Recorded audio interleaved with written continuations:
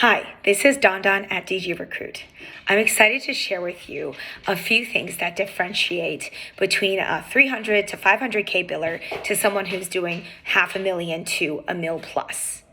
As I've been in the industry since I was 23, I've seen people who are billing at the higher levels and what it takes to really get there.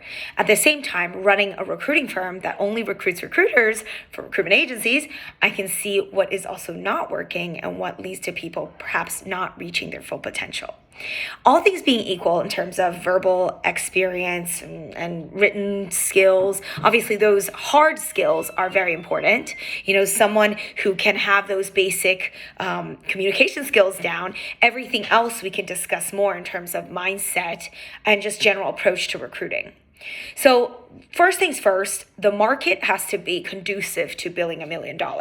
And this is where you have to look at the realistic opportunity in which you can bill $1 million, right? If you want to bill $1 million and your average net deal size is $10,000, you are going to be absolutely exhausted. It'll be almost impossible to do that. In fact, billing $1 million is easy when every deal is 100,000. You do 10 of them, right? So again, there's a certain amount of realistic expectations from the market you're in.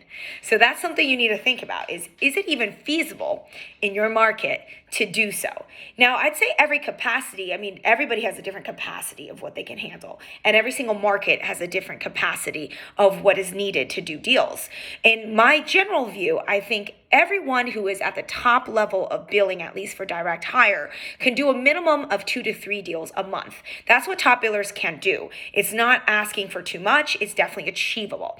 Now, those deals could, again, be 30, 40K each, or could be 20, 30K. But the reality is most people can do 2 to 3 deals, and they can handle that amount of bandwidth in terms of all the interviews necessary to get to that point in time. Some people can also manage more people, can do maybe 4 to 6 deals. If you're in a market like mine, where the average deal size is much smaller, then you probably need to do 4 to 6 deals a year to try to reach, the $1 million mark. Whatever the case may be, you really need to look at your bandwidth and how much effort goes into doing each deal. Ultimately, you also have to evaluate your market vertical. Is it tight enough that you can maximize your time? This is what I call getting economies of scale out of your time. If you are representing a candidate that you can bang off to 3 clients, that's what I call a CMI 3. You get this one candidate getting multiple interviews. So that's what it stands for, candidates with multiple interviews. If you can get 3 on one candidate, you increase your odds massively of placing that candidate. And obviously, if you get jobs with multiple interviews in terms of JMIs, getting multiple candidates to interview at one job, you also maximize your opportunity to place. What's even better is if you can align the JMIs and CMIs to be the same exact vertical and type of role, because then you don't have to reinvent the wheel and set up multiple divisions of doing deals. Instead, you can just focus on one network. I would even say a national network, where you can get people to relocate and make money on the relocation piece as well. Long story short, the first piece of my advice is that the system has to be conducive to first be billing that kind of money in terms of your corporate structure, in terms of how your company allows you to do so. A good example is when I started out recruiting, my company wanted other people to work my market. I staunchly said, absolutely not. My market is certainly not big enough to yield 2 or 3 or 4 people. I can do the work myself. I can handle this amount of workload. I don't need 2 or 3 colleagues competing with me and cannibalizing my share. I did not come to work to build a whole network of clients for you to then assign other people to mooch off of my success and mooch off of my accounts, right? So again, that has to be safe, where nobody internally is going to rob you of your own opportunity to bill $1 million. Because that's the problem. Sometimes when you work at these large companies, there's absolutely no chance you're going to bill $1 million, because there certainly is not even enough space for you to establish yourself, let alone dominate the market. Internally, you just have too much competition. The next piece I wanted to talk about in terms of billing $1 million is the mindset it takes to bill $1 million. You should have a monopoly mindset, as in, I'm going to get every single deal there is to be had in this market. With that kind of mentality, you need to have a long-term view as well. You can't just be like, oh, I'm looking at the next month. If I don't do another deal, I'm quitting.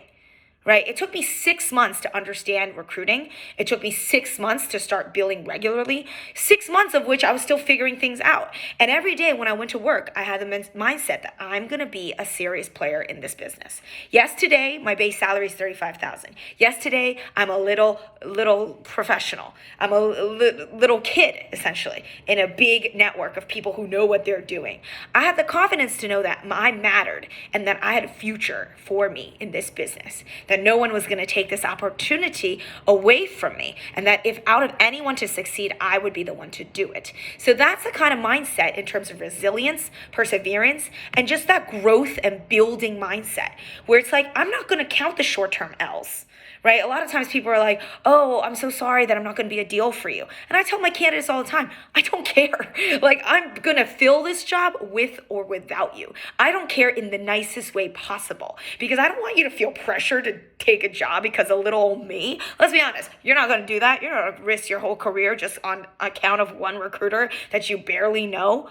Right? You're not going to do that. So I respect every individual, and I respect my role in the process. I'm just here to play the game. Don't hate the player, hate the game, right? I'm not going to have any candidate or client feel like they have to be pressured by me. I let the market dictate itself. And I'll tell candidates all the time in the very honest and straightforward way as possible. I really don't care if you take this job, because I'm going to fill it. I don't need you to take it. I'm going to find someone who's going to take it. So for you, it's the opportunity to test it out. And obviously, if you don't want to move, I still want to be your friend. I still want to work with folks that you know. And if ultimately you don't decide to take my company's offer or whatever clients I have at the time, that's okay too. I don't need you to take any offers. I'm in this business for the long haul. So I think that long-term mentality paired with some perseverance, some resilience, some aggression, certainly pushy, always getting something, always pushing for something, always looking to do more, looking to get more. You have to have this greed. If you don't have this greed, you're not going to get to 1 mil, right? Millionaires are greedy. That's how it's supposed to be and has to be to get there. People don't just altruistically walk into $1 million, right? So that is the kind of mentality, the no holds barred, no excuses, and just full accountability. Every time something goes wrong, look at what went wrong, understand it, own up to it, and continue. I hope this video helped you, and I would love to answer any more questions. So hit me up with anything that I can address for you.